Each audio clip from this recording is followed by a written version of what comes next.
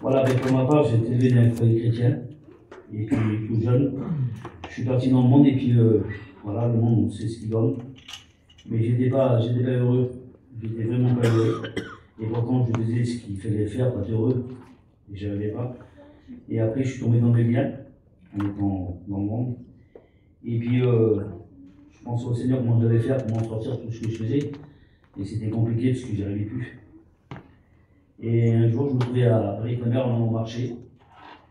Des réunions, j'en ai assisté des centaines et des centaines. Et là, j'étais dans mon camion.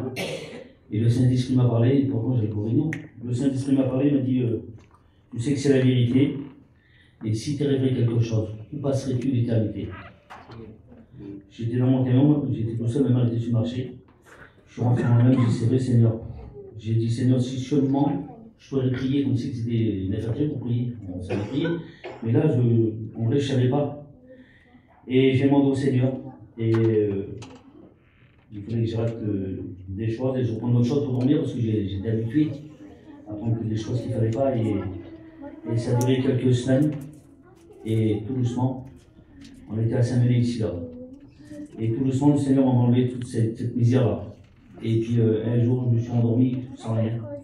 Je me suis réveillé le matin et là, j'ai découvert la nature. J'étais là, je dis Seigneur, c'est bon. Et là, mais j'étais pas chrétien, j'avais compris non. Hein. Mais Dieu travaillait mon cœur. Et on est parti d'ici, on est parti sur Paris. Et là, j'ai retrouvé mes copains, il y avait tout le monde.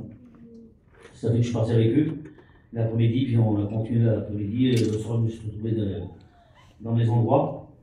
Et là, le garçon m'a dit vas-y, prépare. Et, alors, je faisais comme des habitudes. Et là, il m'a dit vas-y, prends. J'ai dit non, je ne prends pas. Il dit qu'est-ce qu'il y a l'autre? Tu me dis chrétien? J'ai dit non, pas du tout. J'ai vu tout à l'heure, j'ai dit non.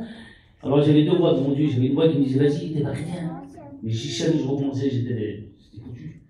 J'ai dit non, de l'autre côté, j'ai dit non, je ne prends pas. Et j'ai tenu. Et là, le soir, on m'avait fait deux boîtes. Une boîte, c'était pas terrible, on a refait une boîte, mais j'ai bu toute la journée. Et là, le Seigneur connaissait tout. Et je me suis levé le dimanche et j'assistais à un culte. Mais je n'avais pas dormi. J'avais brillé toute la nuit, j'ai bu toute la.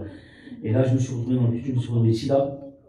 Et je eu une pensée, j'étais comme ça, j'étais attristé, je dis Seigneur, dommage, j'avais bien commencé, malgré que j'avais pas non, mais je priais, dans le secret, je faisais mes petites expériences, et j'ai dit là, ça va recommencer. Et là, il y a une prophétie qui s'est faite, je ne sais plus qui c'est une sœur, elle a dit aujourd'hui même, tes péchés sont pardonnés. Amen. Ça fait 33 ans. J'ai jamais regretté une fois. Alors aujourd'hui, je sais où passer l'éternité. Alors il y a des combats, des luttes, voilà, c'est la vie chrétienne. Mais quel privilège, sauveur. Jamais de ma vie, devant lui, c'est vrai. Même avec je vous dis, des gros problèmes, je ne me vois pas sans Dieu, moi. Dieu, c'est la paix. Dieu, c'est tout pour moi.